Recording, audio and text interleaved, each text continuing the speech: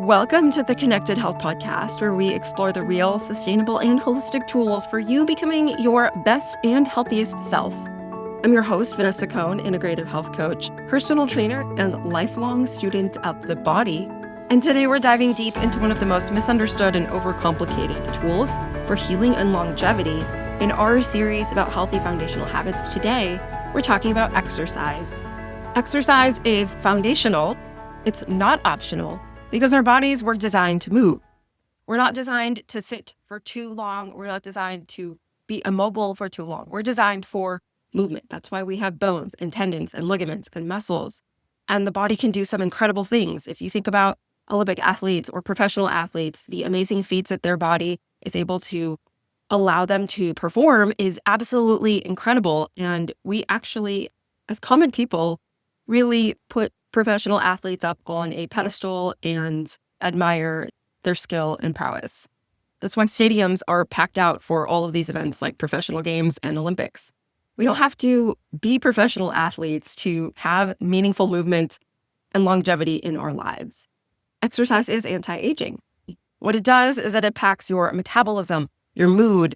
It helps with detoxification of your body. It helps manage and balance your blood sugar. It lowers inflammation. And it does so much more for you. It's not about punishing your body, but it's insurance. It's ensuring your vitality and your longevity and your health in the long term. I will do a podcast episode one of these days breaking down my entire health and fitness story to date. But I actually started in the health and fitness industry in fitness when I was in college. Growing up, I still retained some baby fat and bulge around my belly and my thighs. And family members would point it out, and I was forced to do sit-ups while I was watching television. It's a little bit of emotional and mental scarring for such a young child, but I grew up believing that I wasn't enough because of the weight that I held on in my body, even though it was just a little extra baby fat when I was going through puberty. Anyways, that led me to have a terrible body image growing up in my preteen and teen years. So with that in mind, growing up, I really didn't like gym class. I never felt like I was enough. I wasn't fast enough. I wasn't strong enough. Everybody was running circles around me. And I just hated it. Until I was in college, this was the time of, fitness influencer, social media. And there was this girl I followed who took me through her bodybuilding journey. So from that, I got interested in weightlifting. And just the way that she presented it and some other females out there did, she made it seem like weightlifting was such a great thing for women to do because you feel strong, you feel incredible, you feel invincible. And so I kind of went into it with that mindset.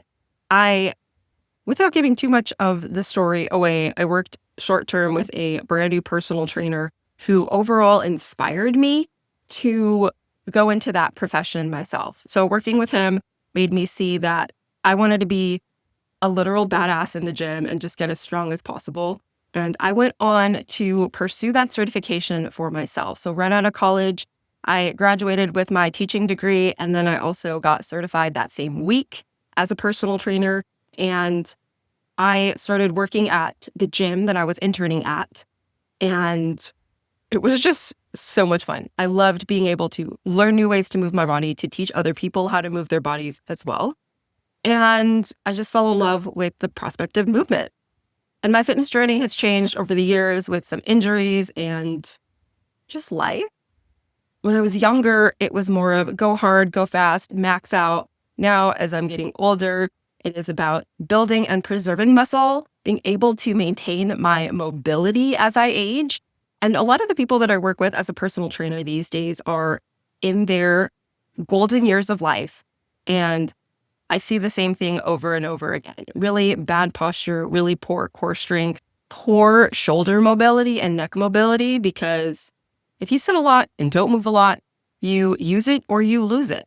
There is this synovial fluid in between all of our joints, and that starts to decrease as we age. But we can keep that fluid working and hydrating our joints if we continue moving. So I want to show you guys the stats about modern health today. Heart disease remains the number one cause of death in the United States as of 2023. Nearly 1 in 2 adults have hypertension or prehypertension. and that is related to high blood pressure. 60% plus of adults do not meet minimum activity guidelines set by governing bodies. Here's an interesting one. Physical inactivity, so not moving, increases all-cause mortality, which basically means any kind of cause of death, by 20 to 30%. You're 20 to 30% more likely to die of multiple causes in part by physical inactivity. So overall, there's a lot of stigmas regarding different types of exercise, and I just want you to delete that from your mind like you're starting from scratch. The number one best thing for you and for longevity is muscle. Actually, after the age of 30, you lose muscle mass and bone density slowly every year as you age. Muscle mass helps to prevent falls, improves insulin sensitivity because your muscles use the energy that you take in through nutrition. It helps to use it, maintaining that muscle. It helps to also strengthen bones and maintain your metabolism. If you want a faster and higher metabolism, build muscle, because muscle burns more calories and uses more energy at rest than people without muscle. So yes, you can even burn calories while you're sleeping if you have muscle mass. And right now, there is a huge correlation between grip strength and leg strength that is used to predict life expectancy. So one of the things that I do to train my clients is grip strength using dumbbells. I have them do what's called a farmer's carry or a farmer's hold, where they hold 2 dumbbells in their hands at their sides at a challenging weight. Where I'd really like people to get is if you could divide your body weight by 2 and split that into 2 dumbbells and hold that for at least a minute. Commonly accepted is the 150 minutes a week trope of minimum exercise guidelines given by the US government. And I wanted to break that down a little bit deeper. The CDC recommends 150 minutes a week of moderate exercise or 75 minutes a week of vigorous exercise, plus 2 times a week of strength training. The Journal of the American Medical Association, as of 2022, recommends 300 to 600 minutes per week for 35 to 45% lower all-cause mortality. That is double or more minutes a week of exercise to lower your risk of all-cause mortality by 35 to 45%. Strength training overall lowers mortality risk by 23%. Again, strength training is key.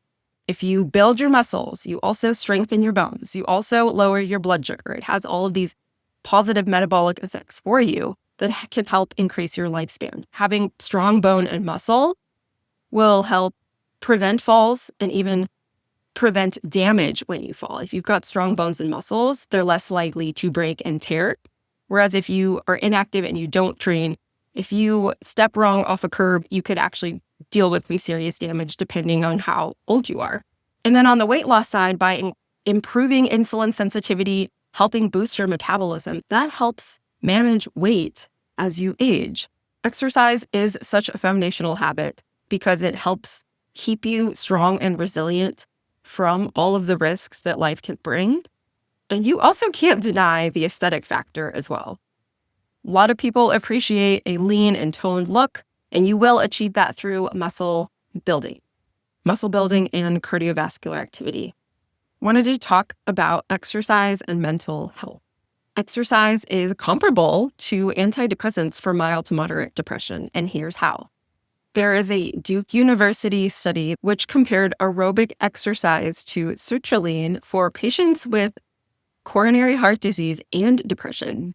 And what they found is exercise increases BDNF, which is brain-derived neurotrophic factor, which is a protein that promotes the growth and survival of your neurons in your brain, which is important for neuroplasticity, which is the idea that your brain can form new pathways, learn new things, and grow, which is a thing that is stopped in conditions like depression. So exercise helps to promote the protein that helps to promote neuroplasticity. It also increases serotonin, which is a neurotransmitter, as well as dopamine, also a neurotransmitter, which overall improve your mood and your ability to focus. Movement is also good for regulating your emotions. It helps to build resistance. I remember some times when I was younger.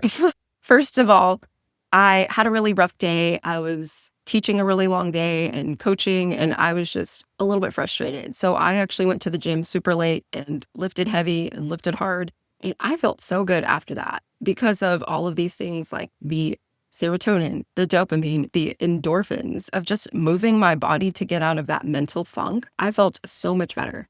And I'm sure that you can think of a time where you moved your body, exercised, danced, walked, and you felt better after a stressful day. It's the same concept. There is something chemical going on in our brain related to our mood when we move our bodies. Everything is connected from the top of our head to the bottom of our toes. So even if you're in a bad mood and you don't feel like exercising, that is probably one of the best things that you could do. Because usually when we're stressed out and we're emotional, we turn to unhealthy coping mechanisms. Some of us like to emotionally eat. Some of us like to veg out on the couch.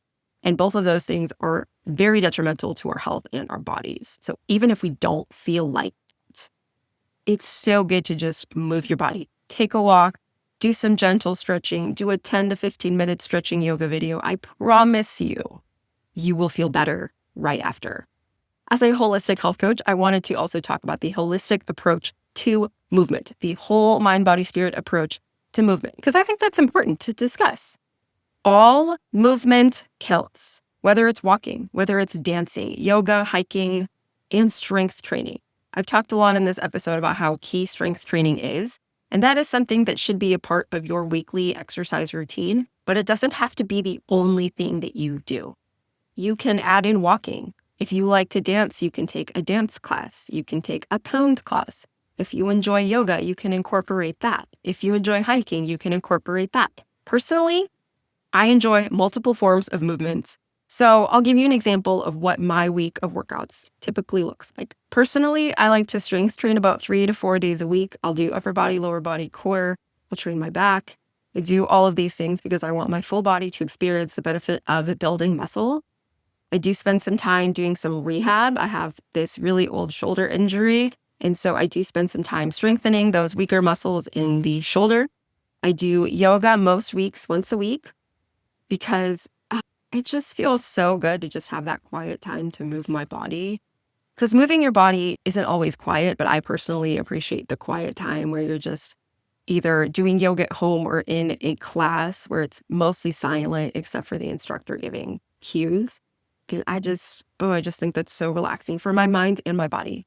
I enjoy hiking. When I do cardio, I enjoy cardio with a view. You cannot catch me on a treadmill or an indoor track unless it's absolutely dreary outside. I would rather be outside in nature with things to look at, maybe people watching, or just a beautiful view. So hiking is one of my favorite forms of cardio.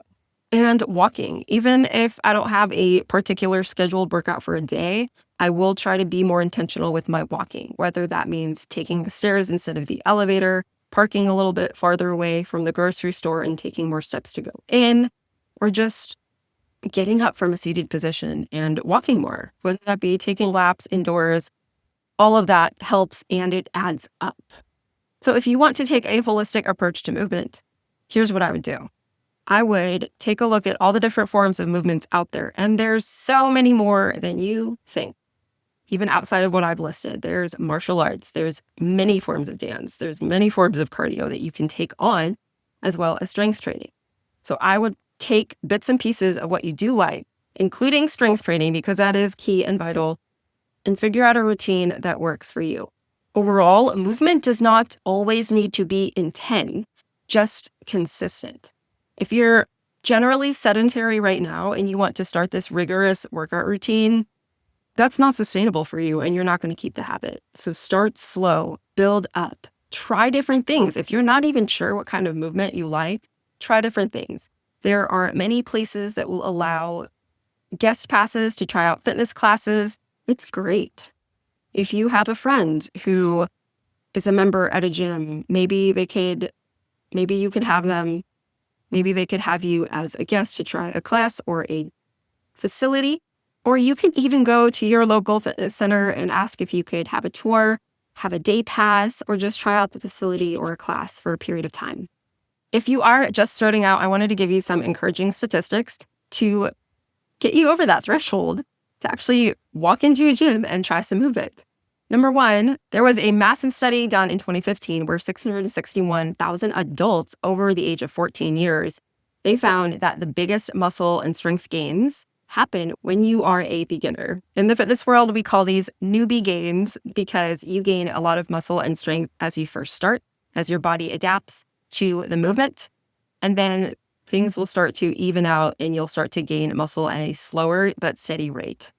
Even 10 to 15 minutes of walking or movement a day reduces an early death risk. The quickest way to die is to be sitting at a desk for most of the day.